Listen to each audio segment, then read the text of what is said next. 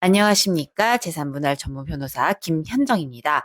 오늘은 2025년 7월 전국 가정법원과 고등법원에서 선고된 이혼재산분할 판결 20건을 모두 분석해서 왜 이렇게 비율이 되었는지, 그리고 실무상 어떻게 대응해야 하는지 말씀드리도록 하겠습니다.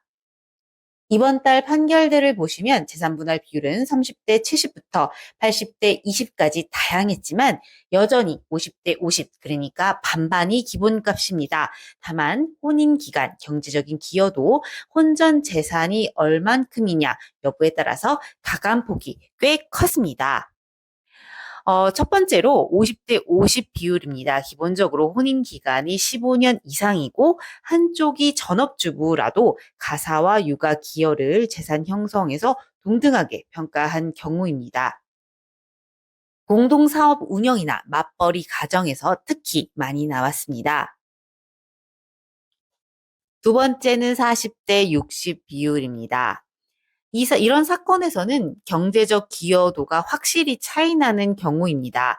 예를 들어서 피고 단독 명의 사업 수익이 재산 증식에 아주 결정적이었다는 이유고, 세 번째는 30대 70의 비율입니다. 이런 경우에는 확실한 경제적 기여도가 달라야 되는데요. 기본적으로 혼인 기간이 좀 짧고 재산의 대부분이 이제 혼전 재산이거나 단독 경제 활동의 결과여야 합니다. 그러니까 40대 60이나 30대 70의 비율을 이제 원하신다면 경제적인 기여도가 확실히 차이 난다는 점에서 증거를 명확하게 여러 개 제시하실 필요가 있습니다. 재산 분할 비율을 정할 때 법원은 주로 다음 5가지를 봅니다. 첫 번째로 혼인 기간입니다. 10년 이상이면 대등한 비율이 기본이고 5년 미만이면 기여도에 따라서 차등의 폭이 큽니다. 두 번째로는 경제활동 여부입니다. 그렇지만 전업주부라도 장기간 가사 양육 전담이면 기여도가 꽤 있는 걸로 봅니다. 세 번째는 재산 형성 시기와 출처입니다. 혼전 재산이 명확한 경우에는 원칙적으로 제외될 수 있으나 혼전 재산이 혼인 후에 증식이 많이 된 경우 결혼 중 유지 증식된 부분은 포함될 수 있습니다.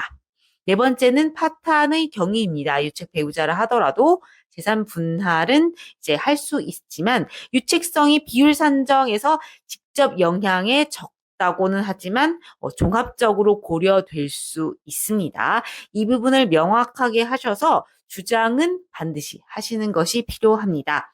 다섯째는 재산의 종류와 규모입니다. 부동산, 금융자산, 사업체, 그리고 비트코인 등 가상자산 등 자산 성격에 따라서 기여율을 완전히 달리 산정합니다. 그러니까 부동산, 금융자산, 사업체, 그리고 비트코인 등 가상자산까지 자산 성격에 맞게 기여율을 별도로 증거로서 주장하시는 것이 필요하십니다. 자, 실무상 그렇다면 어떻게 이혼 재산 분할 소송에 임하셔야 할까요? 첫 번째로 제일 중요한 것은 본인의 기여도를 입증할 자료를 반드시 준비하셔야 됩니다. 소득자료, 자산 취득, 자금 출처, 가사 양육 기여, 이런 기록들이 여기에 해당합니다. 두 번째, 혼전 재산은 별도 계좌나 명의로 관리하시고 운용 기록을 남기시면 분할 제외 주장에서 훨씬 유리해집니다. 세 번째, 혼인기간이 단기이거나 파탄 책임이 한쪽에 있는 경우에는 재산 분할과 위자료를 별도로 전략적으로 접근하시는 것이 필요합니다. 정리하자면 법원은 여전히 50대 50을 기본으로 하되 혼인 기간과 실질적인 기여도에 따라서 폭넓게 조정하고 있음을 알 수 있습니다. 특히 혼전 재산, 그 증식분, 그리고 이것에 따른 증거의 유무가 결과를 크게 좌우합니다. 오늘 말씀드린 사안은 모두 2025년 7월에 선고된 실제 판결들입니다. 이와 비슷한 상황에 계신 분들은 반드시 변호사와 상담을 통해서 자신이 기여도를 객관적으로 분석받고 증거를 체계적으로 준비하시기를 바랍니다. 여기까지 재산분할 전문 변호사 김현정이었습니다. 감사합니다. 여기까지 재산 분할만을 전문적으로 다루는 상속재산 분할, 이혼재산 분할 전문 변호사 김현정이었습니다. 감사합니다.